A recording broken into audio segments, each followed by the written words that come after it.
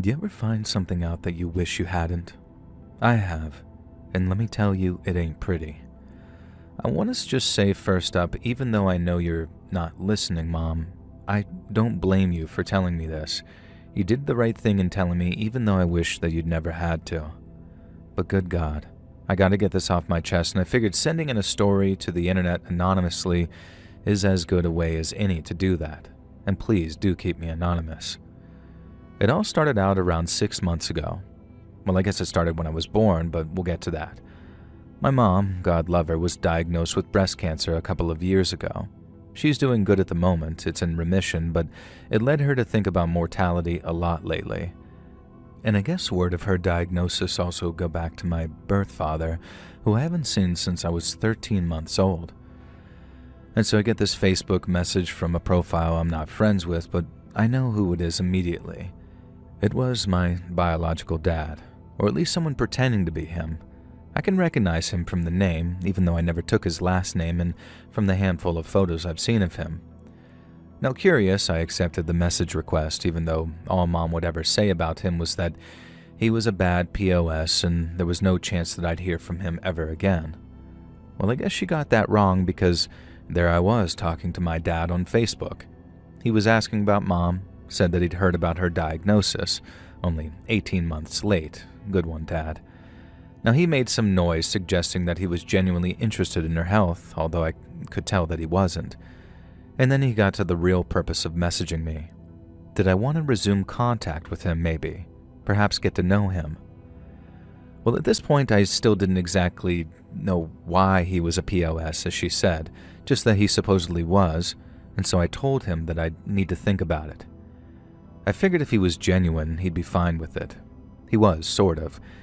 He said that was okay, and then added, but don't take too long. I think he was trying to imply that he had some health scare going on, and the whole way he talked, it was like those people who love implying mystery and drama and want you to ask about it rather than coming out and saying it. I could already tell that my biological dad was not someone that I would get along well with. I just needed a good reason to tell him no. Naturally, the first person I told that Bio-Dad had reached out to me was my mom, and the look of horror on her face said it all. At first, all she said is, no, no, no, no, no, do not talk to that man. But then I told her, as gently as I could, that I needed more. It wasn't that I didn't trust her, not at all, but after all these years, I'd really like to have a reason to tell the man whose DNA I shared to just go kick sand. Mom looked like she was about to argue, and then she kind of deflated and said that, yeah, she guessed that I did have every right to know. And it's not like I was a little boy now. I was a grown man who was about to start a family of his own, and it was probably for the best if I knew why my biological father was just a piece of crap. And so the short version, he was going to kill me when I was just a year old. Now the slightly longer version, because that's not very satisfying, my bio-dad was a player. He slept around and never intended to settle down. Mom was young when she hooked up with him, and in her words, it was foolish and naive, and bio-dad, being the kind of man that he was, didn't use protection and relied on Mom to take the morning after pill. She did, but it didn't work, and thus, I was conceived. My biological father swore that he'd do right by her, and before I was born, they were married. And at first, things seemed like they were gonna go just fine. Dad seemed to settle down as a person, and I was born a healthy baby boy, exactly 7 pounds, and an easy delivery.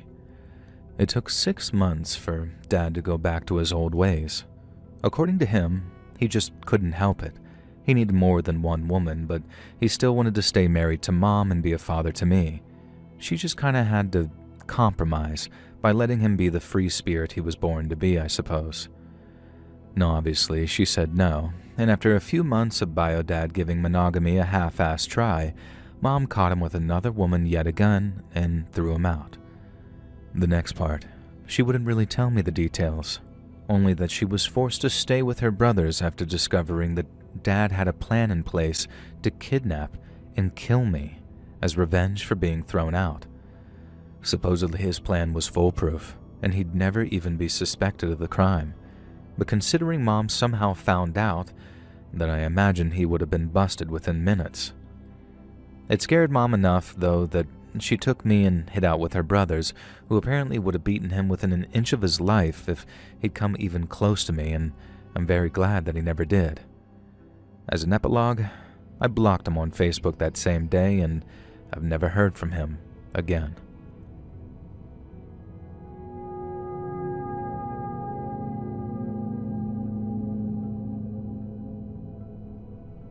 Hey, let's read.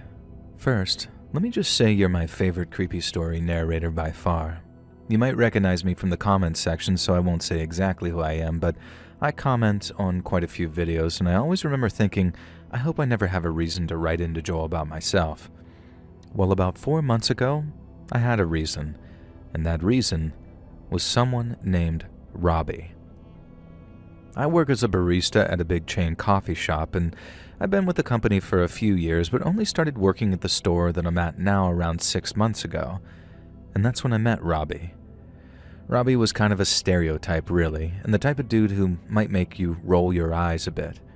He was quite vocally feminist, claimed to dabble with communism, and had a trust fund but worked as a barista to keep himself busy, quote-unquote. However, he was also very flamboyantly campy, and he pulled off the stereotype with a wink and a smile that couldn't help but make you laugh along with him. And within 2 days of knowing him, he was asking me for advice on how he should propose to his boyfriend. He also had the nickname RoboCop, ironically, because he was the least strict shift manager you'd ever meet. I just found a lot to like about him despite certain aspects that would normally not be my kind of person. Now, we worked together for 2 months and became fast friends. Robbie, myself, and a few of the other baristas started going out for drinks together most weekends, and I even joined their little D&D group. I know. Now, I won't bore you by talking about my character. I never thought that I'd be a TTRPG gal, but I could talk about my orc barbarian pole dancer for days. Now, I met Robbie's boyfriend, Dan, and it was pretty clear that the two of them were truly in love. He wasn't there often, but occasionally he'd join us for drinks at our favorite bar, and when he did, he and Robbie couldn't be parted with a crowbar. Now, the only slightly weird thing was how often Dan would refer to Robbie as devilish and one to keep an eye on. Apparently, Robbie would sweep you off your feet in a heartbeat, although I didn't think that I had anything to worry about with, having girl parts and whatnot, and Robbie being very much into the other type. On top of bragging about what an irresistible guy his boyfriend was, Daniel also made it clear that Robbie was supposedly the world's best cook. One night when we were all out for cocktails, he made Robbie promise to invite me over to dinner sometime soon, and I was only too happy to oblige. I assumed it would be one of those things where promises get made and never followed up on, but the next Tuesday at work, on our next shift together, Robbie issued me a dinner invite for that following Saturday. It would be me, him, and Dan, he said. And I said I'd love to, and Robbie told me to make sure that I dressed sexily, and then tipped me a little cheeky grin, showing off his expensively whitened teeth. Again, creepy from some guys, but funny and cute coming from an openly gay guy like Robbie, I thought. I showed up at the given address just after 8 p.m., a little fashionably late, really, but Robbie greeted me with a hug and air kisses and apologized for the absence of Dan. He was a legal secretary and had been called into work last minute to deal with some major client crisis, apparently. However, hopefully he'd show up in time for dessert, which was to be, according to Robbie, a divine pavlova. Robbie took my coat and showed me around the apartment. It wasn't quite what I'd expected. I think I'd been assuming that he lived in this really bougie, fashionable place. Instead, it was kind of messy, like student digs, and he hadn't really tidied up in preparation for my arrival. But why should he, I guess, if this is how he lived, with Bang energy cans lying around and an Xbox on the coffee table, then let your bro flag fly, really. Now, he had, however, made a real effort with the dining table. The kitchen, dining, and living room were all open plan, and the area with the dining table looked like it belonged to a different apartment. Curtains down to the floor open onto a balcony showing off the famous skyline of the city that I live in. Candles flickered on a beautifully laid out table. There were 2 place settings at either end of the table. Robbie guided me to that seat facing away from the kitchen and pulled out my chair with a flourish after taking my coat. He told me that the food would be ready in minutes and he just had to grab it from the oven. Now, he also told me to be sure not to look so I didn't spoil the surprise of the menu. I sat at the table and waited, listening to the clattery of dishes behind me. Now, as the impatient person I am, I pulled out my phone and realized that I wasn't getting any coverage in that apartment. I turned in my seat to ask Robbie for the Wi-Fi password, and that's when I saw it. He'd poured 2 glasses of champagne, and it very clearly looked like he was sprinkling something into one of the glasses. Surely not, though. But I know what I saw, and I know the signs, and I know how to be wary, no matter how camp and gay your dinner date might be. When Robbie came back in, he placed one of the glasses in front of me and the other at his place setting. And then the oven timer went off, and I knew it was my chance. If I was wrong, and he hadn't spiked my drink, then no harm done, right? And so with my heart pounding in my chest, I quickly switched the champagne glasses around. It felt like I was doing something you only ever see in movies, but literally in real life. I expected Robbie to appear any second, and if it had been a movie, I would have completed the switch with just milliseconds to spare, but it felt like he didn't return to the table for another 5 minutes at least. When he did, the dish on offer was a decent-looking mac and cheese. Okay, so maybe he and Dan over-exaggerated Robbie's culinary skills a bit. It did look like a good mac and cheese in fairness, and it's hard to get mac and cheese wrong, really. Now, I was a bit wary about eating any of his food, though. If he had spiked my drink, but then he served up his own portion of mac and cheese, and I realized he obviously wasn't going to drug himself. I also found it very amusingly Robbie-like that he served up his own food before offering me mine. It looked like I was going to be helping myself, so I did just that. Robbie kept encouraging me to try the champagne because it was a particularly great one, and so I took a casual sip. He did the same and then took a bigger sip, and he matched me. It was something of a running joke that we had whenever we went out drinking, really, and as we started eating, Robbie was talking about work, and to my dismay, I could hear his words begin to slur. I suggested he drink some more champagne, and he did, and then he drained the whole glass. Now, pretty soon, he was displaying all the telltale signs of being roofied. I hadn't been wrong.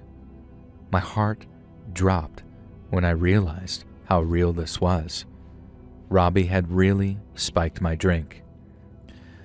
Now, obviously, I know what to look out for with that kind of stuff, and I know what they do, so I knew Robbie would be suggestible, and so I just came straight out and asked him why he'd spiked my drink. He kind of giggled and said that he wanted to try me out. I told him he had a boyfriend and I thought he was gay, and he said that he'd never said that. He liked women every now and then, but it wasn't as fun when we knew about it. Apparently, he got off on the surprise, and I felt sick and disgusted. Eventually, I got him to admit that he'd roofied at least 4 other people, 3 of which were women, and that Dan knew about it and was kind of a kink to them. If I'd remotely been thinking straight, I would have recorded his confession, although I know now that it wouldn't have done any good. Finally, disgusted and terrified at Robbie's betrayal, I said that I was leaving. Robbie started laughing and saying that he missed me already, and then passed out face first into his plate of mac and cheese. I left him snoring in that sauce and went straight to the nearest police station. When I got done telling the officer everything that happened, I didn't exactly get the answer I wanted to hear. It was my word against Robbie's, and unless he had security cameras inside his apartment and provided the footage to us, then really all we could prove had happened was that I roofied him. The cop, who was clearly sympathetic and felt bad for me, suggested that it was probably in my best interest not to pursue any charges, given how things had played out. Unfortunately, I didn't have the names of any of the other people Robbie admitted to roofing, and really all I could do was hope to hell that this experience had scared him out of trying it again. Now, I'm not entirely sure what he did learn from the experience, though, because I never saw or heard from him again. He just didn't show up to work for the next week. He didn't call in sick or quit. He just pulled a complete vanishing act, and when the other managers tried to call him, his number was no longer in service. I tried to track Dan down, but there was no luck there either. Nobody had seen him at the bar that we hung out at, and apparently he'd never worked at that law firm Robbie had claimed.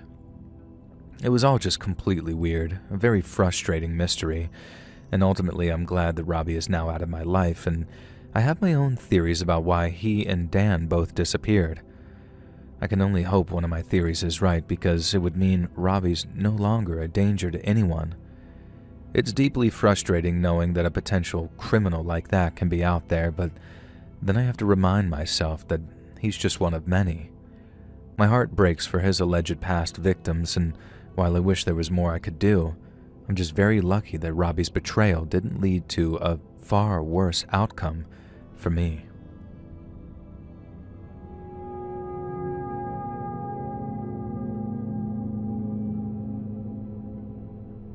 I've watched nearly all of your videos, and recently I've been hanging out in your live streams, and from what I can tell, you're a bit of a gamer.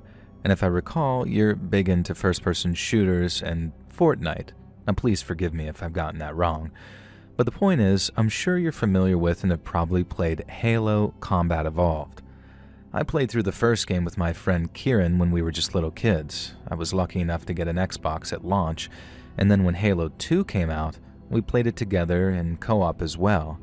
In Halo 3, same story, ODST, co-op with Kieran. Halo Reach, you better believe we played it. And then Halo 4 came out, and it was the start of our senior year. At the beginning of November, I remember it quite well. I'd been dating a girl at the time for about over a year at this point, and tragically her grandmother passed on the weekend of November 3rd. However, we live in California, and the grandmother lived in Rhode Island. My girlfriend only had her father since her mother died young, and I offered to go with her, which would mean leaving on the 5th and staying beyond the funeral, which was the 9th. Basically, I wouldn't be back in California until November 15th. The school was understanding. They gave me work to catch up with while I was away, and my girlfriend was homeschooled, so it really wasn't an issue for her. Everyone understood why I was taking the time out to accompany Jess cross-country to be with her during her beloved grandmother's funeral and wake. And that's everyone except Kieran. I remember telling him just offhand without really thinking about it, and he just went quiet. He frowned and mouthed some things silently to himself, a habit he had when he was working things out. And then he was all, "What about Halo 4? Now, I was a bit taken aback. I said it was fine, we could just play it when I got back, but Kieran was persistent. We played all the other games in co-op at launch. How could we break the streak with 4? I tried pointing out to him that I didn't really have a choice. I explained that my girlfriend's beloved grandmother had literally died and she needed someone with her for the following events. Now, at first I thought Kieran was joking because of how mad he got. But no, he was serious. He was genuinely accusing me of putting Jess before our friendship. And he even used the phrase bros before hoes at one point. And no matter how much I tried to explain to him that this was just a video game and the death of a loved one was a little more important, he wasn't having any of it. Now it ended with him throwing my Xbox 360 pad to the floor and breaking it into pieces and then storming out of my house. I was taken aback. I tried calling and texting him in the 2 weeks before we left for Rhode Island, but he either left me on read or hung up on me. Now, I have no choice but to try and put Kieran to the back of my mind and spend all my time emotionally supporting Jess. It was a beautiful service, and Jess had a huge family. They were all welcoming and made me feel like one of them, and I soon forgot about my lunatic friend, and by the end of the trip, I felt like I'd genuinely known Grandma and genuinely felt a sense of emotion for her. I'd left my car in Jess's driveway, so when we finally returned home, we all said our goodbyes. Exhausted, emotional, and even more convinced that Jess was the one, I drove home. Immediately I could see something was wrong. The front window was smashed in, and the door was covered in a certain piece of phallic graffiti. Inside, the place had been trashed. Just everything had been broken. The TV, my Xbox, my PlayStation 3. Someone had taken a knife to the couch and cut it into pieces. Most of the rest of the room were untouched, and then I went into my bedroom. All my posters had been slashed up. My smaller TV was smashed on the floor, but the worst was the bed.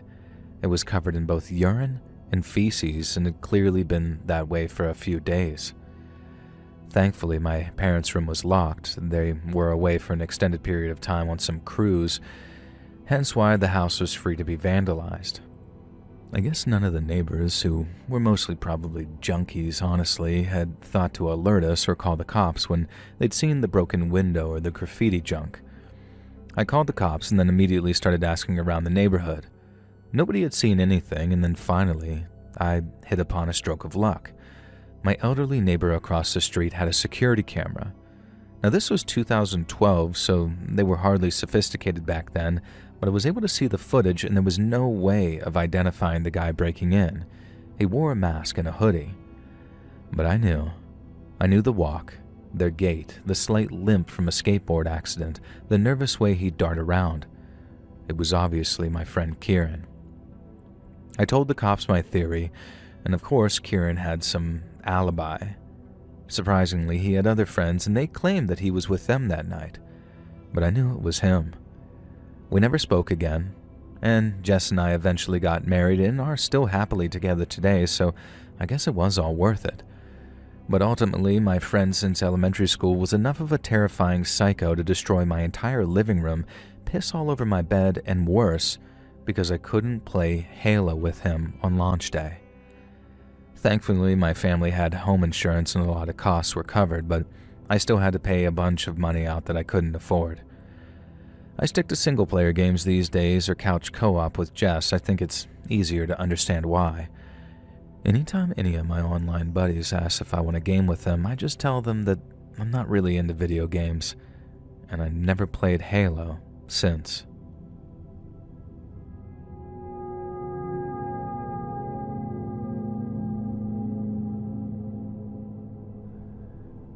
I'm writing in on behalf of my older parents, who I'm sad to say aren't listeners.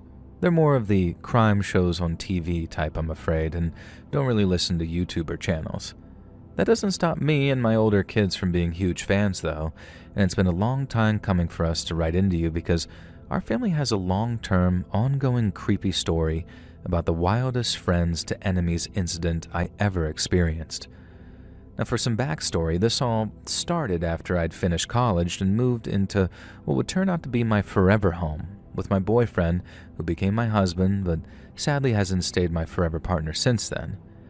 And now that myself and my two brothers had moved out of the family home, my parents decided to downsize. They moved into a nice little suburban cottage, and we helped them settle in. One of the first things Mom told me about, with a nice little glow in her voice, was how lovely the elderly neighbors were. They were a couple in their 70s, apparently, who'd been together since high school. They were very fit and active, and in the 2 weeks that my parents had already lived there, they'd become fast friends. The neighbors, who I'll just call Mr. and Mrs. Awful, for good reasons, had made sure Mom and Dad settled into the neighborhood very well.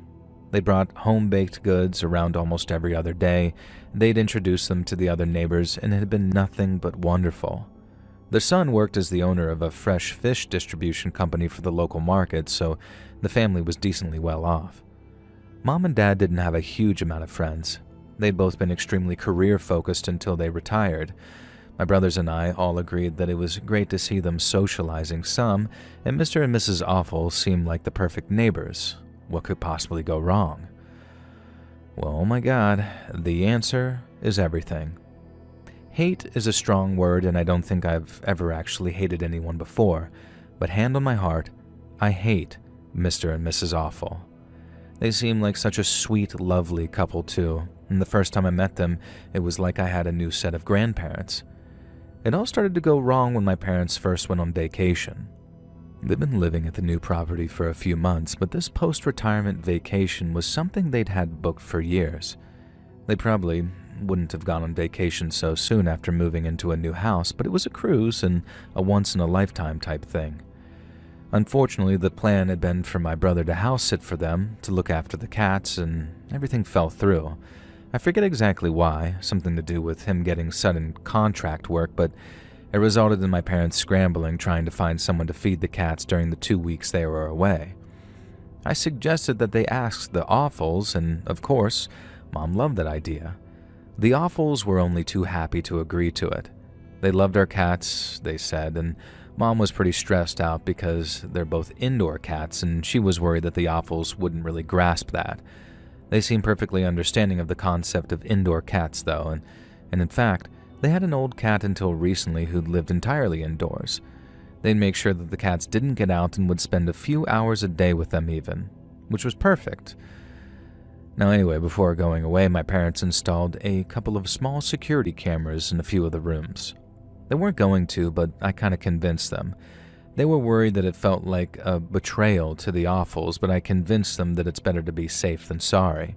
And besides, what if someone broke in or the cats did something insane? It's just better to install them and have them hidden but plugged in and connected to a laptop upstairs to record any movement. So my parents get back from vacation, and the cats seemed excited to see them, and so did the Awfuls. Everything seemed like it had gone so perfect, in fact, that my folks didn't even think about checking the security camera footage for a week or so. And in fact, I was the one who checked it when I dropped by for our regular Sunday lunch with the kids and then husband. While the rest of my family were playing some complicated board game that I hated, I decided to go upstairs and just check the laptop to see if my setup had actually worked. But what I saw had left me speechless. The cameras weren't great quality or anything, and they only seemed to start recording occasionally. But what I saw across a few different cameras left me shocked. The Awfuls happily and recklessly just went digging through my parents' things. Talk about nosy. They went through drawers and cupboards, and some days they didn't even show up to feed the cats, and when they did, they were weirdly mean to them, kicking out at them and pushing them away constantly. And at one point, one of the cats escaped. Mr. Awful went running outside after her and came back in with the animal under his arm 5 minutes later. He violently threw her across the room. Thankfully, she jumped onto the couch and landed safely, and I could see him saying something angrily. And the cameras didn't have audio, sadly. I showed all of this to my parents, and they loved their cats as much as they loved their kids. They went storming over to the Awfuls, hammered on their door, and then waited for an answer. When it was answered, my dad just said that they'd watched security footage from their cat-sitting week, and that they'd appreciate it if the couple never spoke to or acknowledged them again. If we could leave it there, it would end there. And the elderly Mr. Awful replied with something like, "Your wife was always a C-word." Anyway, and slammed the door. We assumed that was it, and it was, for at least a month. And during that time, against my advice, my parents removed the security cameras because they were unsettling. And I strongly suggested that this was a bad idea given that the Awfuls could retaliate, but they're boomers, what do you expect? It really was unfortunate because one day my parents went out for a day trip with a local community center. When they came home, a side window had been slid open. Mom swears that she locked it but can't be sure, and the house itself seemed untouched. No robbery, no vandalism, but it certainly wasn't untouched. No. The house itself absolutely stank like hell itself. I've never smelled anything like it. And at first I prayed that the Awfuls had thrown a load of stink bombs or something around, expired ones based on the smell. But it was worse than that. Every single toilet in the house was filled, and I mean filled, with the most disgusting bowel evacuation you could imagine. None of it was solid, and let me stress here that this was 3 different toilets. Either the culprit had the biggest, most rotten guts of all time, or they'd been saving the produce for this exact moment. But it was strange. They could have thrown it around the house. They could have absolutely destroyed my parents' property with poo, but instead they just filled the toilets with it. Well, it was disgusting, vile really, and it took hours to even begin to get rid of the smell. But we did get rid of the stuff itself by simply flushing the toilets. It just seemed like we were missing something, and looking back now, I can't help but feel that there was an evil genius behind the plan the Awfuls cooked up. 4 days later, the smell came back, only it wasn't quite the same. The parents had been in and out of the house so naturally that they became paranoid that a toilet had been filled again. But no, nothing. In fact, the bathrooms were bizarrely less disgusting than other rooms. The living room was the worst, and then the kitchen, the utility room, and then the hallway, which almost seemed to have a smell which was hidden more than the others. And it just got worse and worse. One night, shortly after my husband had left, in fact to run away with his parents' soulmate, I received a phone call. It was my mom, begging to come stay with me. My home was miserable with the kids missing their dad, and I didn't think my parents joining us would actually be a good idea. I asked why, and she explained that they could no longer tolerate the smell. It was ruining their lives, and they wanted to move out of their perfect bungalow. And I kind of lost it. I said that was it. We were getting to the bottom of this, and we'd already had a guy to check out the drains, so it wasn't that. I knew the smell of dead rats or mice or raccoons, so it wasn't a dead rodent stuck somewhere else. This was almost fishy. And then it struck me. An old prank that one frat had played on a guy back in my college days. They had a fish in his car for a week until it stank really bad, but it was nothing. Nothing compared to this.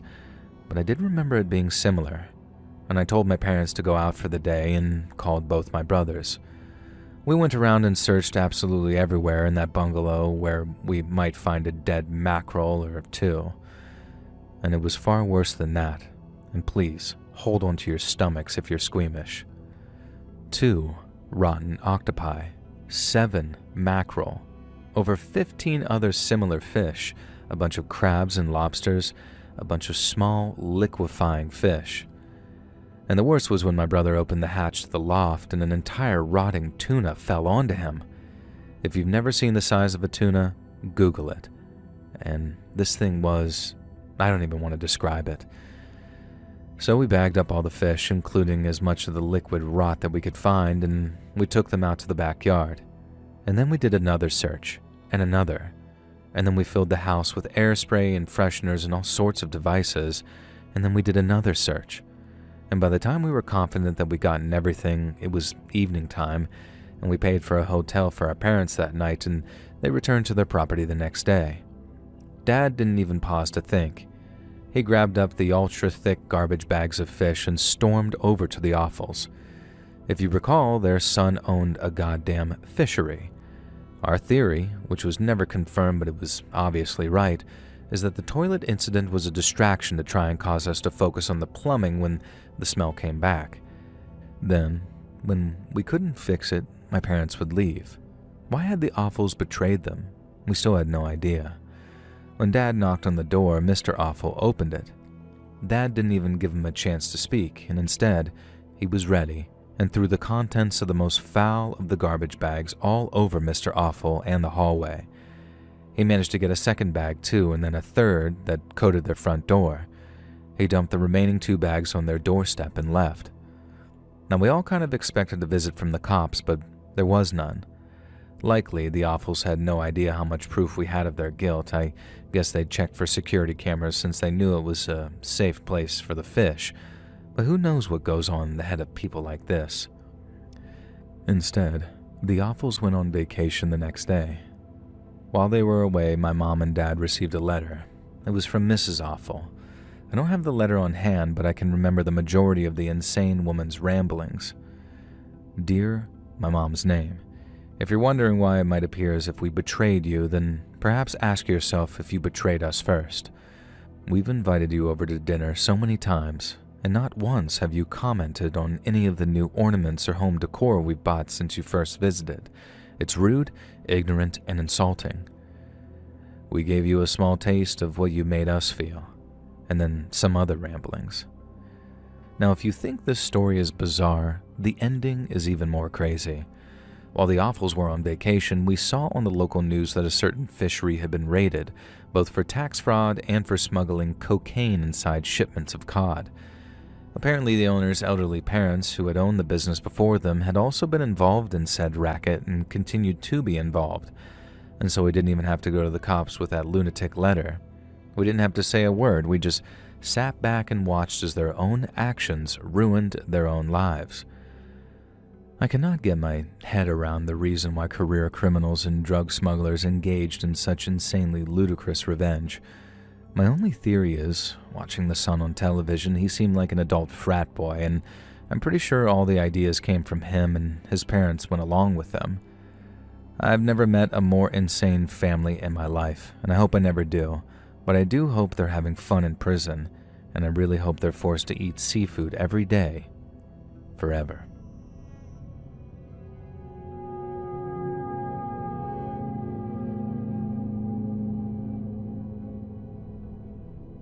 This is kind of a sad story for me to tell, even years later. It just reminds me of the worst of the human condition, and I hate being reminded of that. I do believe humans are inherently good, and have done since I was an adult, but at the time of the story, I kind of thought most people were a-holes, honestly. And this is because of how I'd been treated from kindergarten to middle school. You see, I have a birthmark on my face, and I'll be honest, it's not the easiest one to look at for the average person. It's not one of those skin discoloration birthmarks, but it's a series of lumps and, I don't know, roughness. They look like acne scars, but they're not. They're part of my skin structure. I've had so many tests as a kid to see if it was something worse, but it really is just a facial feature that I was born with, and it covers most half of my face. Now, I've never met anyone else with something similar, at least anywhere near the size that mine is. And yeah, it's still there in my mid-30s. I don't want it removed now. I want people to have to face it, pun intended. Now, even since I can remember from a little kid, I've had people calling me freak and other horrible things when I was out in public. Complete strangers for the most part. They just decided to see a child and tell the child and his parents how repulsive he is and how he shouldn't be allowed out. Now, if you don't think this kind of thing happens, talk to anyone with a very visible deformity and you'll be shocked. I grew up used to it, and I don't want to imply that every person I met or every kid I encountered was a hostile piece of crap, but the fact is, most were perfectly lovely about everything. I had a group of friends in every year. I did notice that that group was shrinking as I got older and kids became more self-conscious and more aware of their own health and mortality, but it is what it is. At the beginning of summer break between grade 7 and 8, we moved to a different house and moved states as well. Part of me dreaded this because it was a whole new group of people to call me freak. At least when you heard it from the same knuckle-draggers every day, it became much easier to ignore. On the other hand, I was excited because my kid sister was excited, and if there was anyone in the world who was the most sympathetic and kind to me about my birthmark, it was her. We'd been moved in for a couple of weeks, and thankfully I was glad to be on summer vacation. Batman the Animated Series had become really big with kids my age, and I just knew that Two-Face was going to be one of the prime insults that I'd have to endure that year. Looking back, being called a crime lord Batman villain wouldn't have been too bad. Unfortunately, they picked Clayface instead, which wasn't quite as cool. I mostly played in the woods behind my house, either alone or occasionally with my sister. She was only 6 and couldn't go too far or play too hard, so I did most of my exploring alone. Now one day, I stumbled on a group of 5 kids. Well, it turns out they were the same age as me, about to move up to 8th grade. 2 girls and 3 boys. They were clearly building some treehouse and had been friends for a long time, and I just stood there looking for a while, kind of daydreaming about making friends like these. And then one of the boys, the leader, noticed me, and I braced myself for a torrent of abuse. Instead, he told me to stop being such a weirdo and come hang out. Now, I did see him shoot the others this sort of warning look, like saying, anything in your dead meat, and that was it. And we spent the rest of the day building the treehouse. I was a pretty good architect at that age, having spent a lot of time building huts and treehouses by myself. By the time we all had to go home for dinner, I think we'd actually become pretty good friends. There was this kid named Freddie, he was the leader, and then there was Rob and Phil, who were brothers, and they were the boys, and then there was a very tall girl named Juliet, and oh my god, the most beautiful girl I'd ever seen, and her name was Grace. Now that night, I just stayed awake for hours, staring at some crack in the ceiling, daydreaming about the future friendship that we'd all have. Staring at that crack was one of the most beautiful experiences in my life. I understood then why people lay in bed staring at cracks in the ceilings and why so many ceilings had cracks. It was fate. Imperfection, just like me. And then I jerked off and fell asleep. I met up with the gang most days that summer. We had so many amazing memories. Riding shopping carts in the Walmart parking lot, drinking Slurpees outside the 7-Eleven, teaching each other martial arts. I was actually a black belt in Taekwondo, so I was able to show the others a few moves. Now, the first big event happened one day when the boys and Juliet had gone somewhere or other, and Grace sat next to me on the wall, on my birthmark side, and shuffled closer to me. I suddenly felt fingertips brushing my cheek and touching the bumps. I realized that was the first time anyone who wasn't a family member or medical professional had actually touched my birthmark.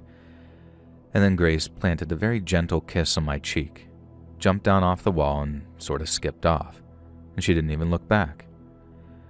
That night I stared at the crack in the ceiling again, thinking about things, but mostly Grace. And then a spider ran across the ceiling and frightened the crap out of me, ruining the moment. Now, thankfully, I managed to squash it with a Nike shoe that I had and got some sleep. When I arrived at the treehouse the next day, I could hear the others were already up there, earlier than we'd discussed. It was only 3 days until school started, and we were all really nervous about that, or so they said. When I climbed up into the treehouse, I was taken aback by a few things. One, all my friends had nasty, cruel looks on their faces. Two, Grace was sitting extremely close to Freddie and was now holding hands with him. Freddie said something similar to, "Oh, look, it's the freak." And then it all came out. They were tired of pretending, tired of stringing me on. Someone like me didn't deserve to live. I was God's mistake, which, in my opinion, he doesn't make, but they wanted me to feel joy and friendship only to strip it away from me.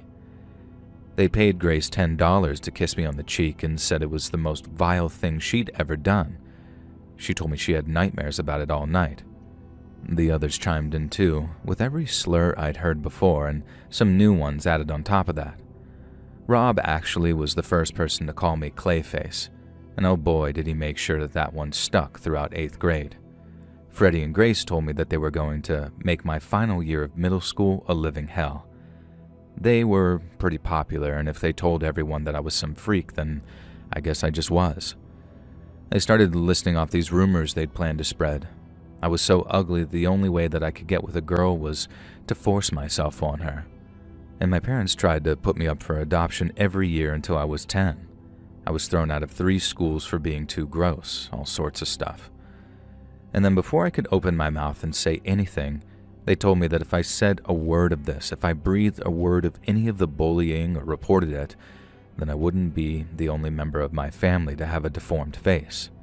Wouldn't it be interesting if my kid sister had a scar on the other side, they said. I said nothing, and instead they commanded me down from the treehouse, made me strip down to my boxers, and tied me to a nearby tree. And then they left. I didn't say a word. Nothing. I didn't even call out for help because I genuinely wanted to just stay there and die. It took over 18 hours and a literal search party to find me. I just said some older guys had done it, some high school or college age, and I never once ratted on my fake friends or the 99% of that 8th grade who followed them in bullying me. I didn't have a much better time in high school. Now, college was better. People were less rude, but my self-hatred grew. And one day, in the dorm room kitchen, I tried to set the birthmark side of my face on fire because at least a burn scar might draw some sympathy. A very kind roommate doused the flames almost immediately. And now, not to be crass, but I make a ridiculous amount of money giving talks on disability and deformity, and I haven't kept track on most of the bullies in my life, but I did keep an eye on Freddie, Rob, Phil, Juliet, and Grace. And the following events happened over the last 30 years. I don't want to say that I believe in karma, but make of this what you will. Freddie eventually became a heroin addict and had to have his arm amputated at the elbow. Rob and Phil were in a car accident. Rob developed a severe permanent limp, and Phil lost an eyeball. Juliet was thrown off her horse as an instructor and actually broke her spine, and she's confined to a wheelchair for life. Nothing ever happened to Grace, though, and I wonder if anything will. I didn't want any of this to happen to any of them, but I can't help finding it interesting that 4 out of the 5 of those people now have permanent disfigurements. Every night I pray to God that it's just some coincidence, that karma isn't real, and that Grace will be saved from any retribution. I forgive everyone who's ever treated me this way, and I still do. Otherwise, the alternative is too scary to think about. I don't think that I'd be Clayface. I don't think that I'd even be Two-Face. Honestly, if it ever came down to it, I'd probably be the Punisher.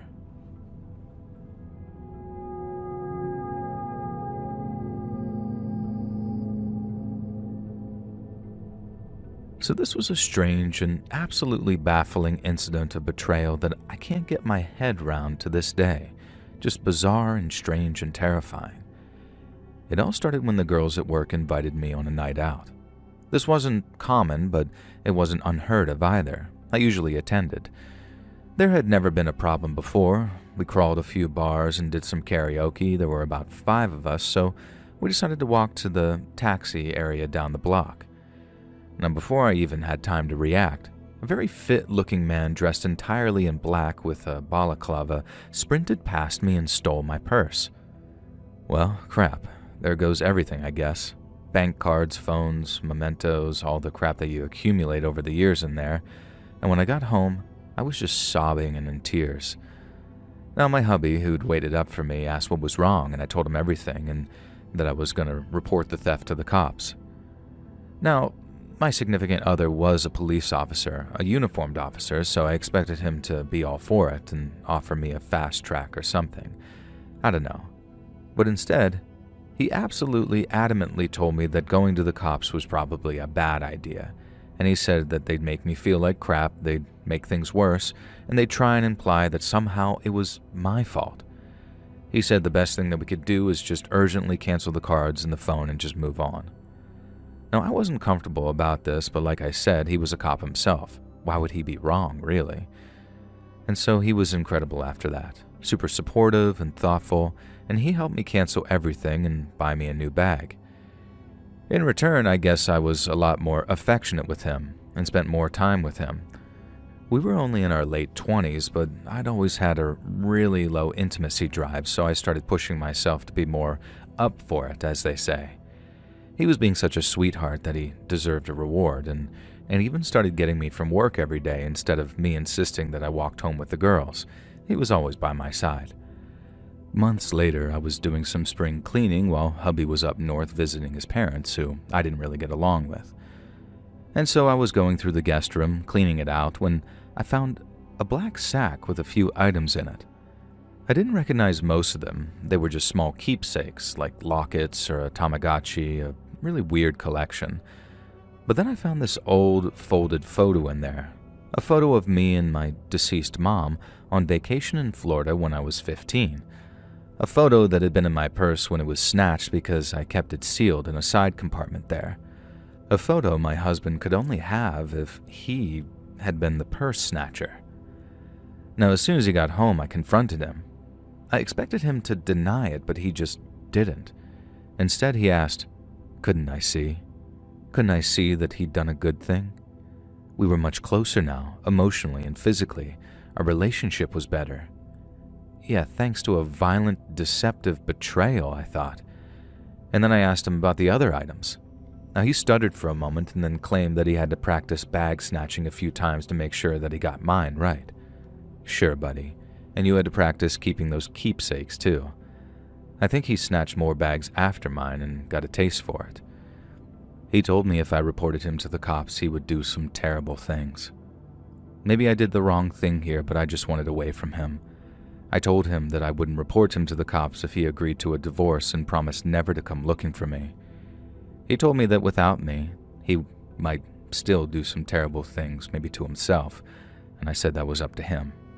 And he collapsed onto the couch and agreed to the divorce. Once the pleasantly simple legal issues were dealt with, I never saw that freak again. I don't know if I did the right thing by not reporting him, but I am convinced that that scared him straight, and I hope I'm right. To my ex-husband, you betrayed me in a way that I can never fully grasp and never forgive.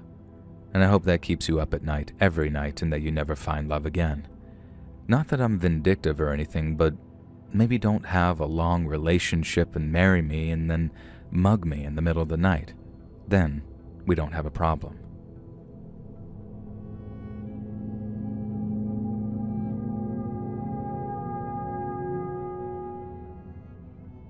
So I have a really messed up story about my grandmother, Clarice.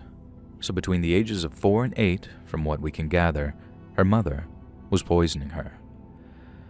My grandma was this sickly child, but back then, medical doctors weren't quite so competent and thorough, and so she was just given some nebulous medicine and was forced to grow up dealing with regular throwing up. She could barely keep food down. She was crazy weak and only attended school once a week, if that. She had some friends who tried their best to make her feel more cheerful.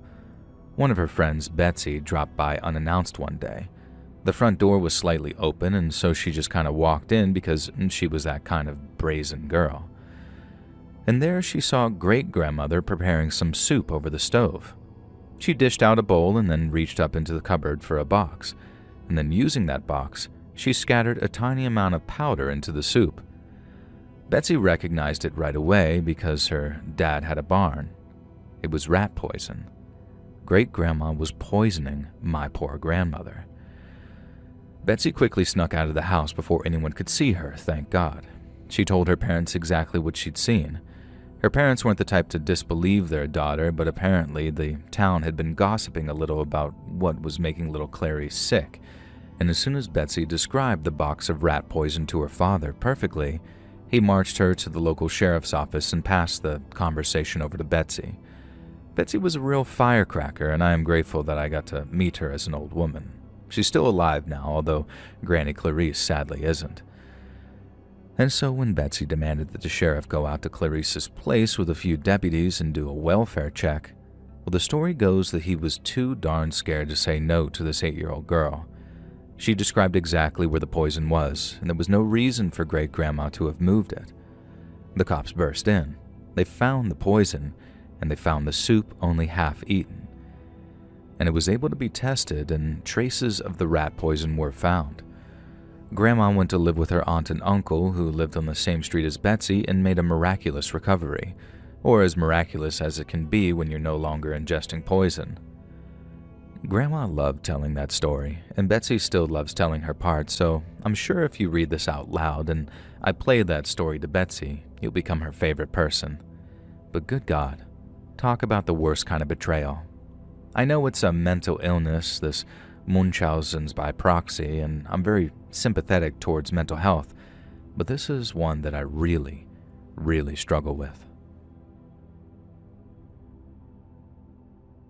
Hey friends, thanks for listening.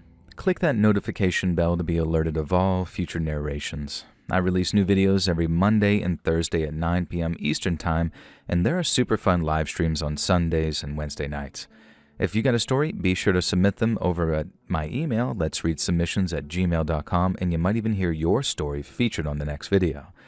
And if you want to support me even more, grab early access to all future narrations and bonus content over on Patreon, or click that big join button to hear about the extra perks for members of the channel. And check out the Let's Read podcast, where you can hear all of these stories in big compilations located anywhere you listen to podcasts. I also have a true crime channel called Saturn Soul. All links are in the description below. Thanks so much.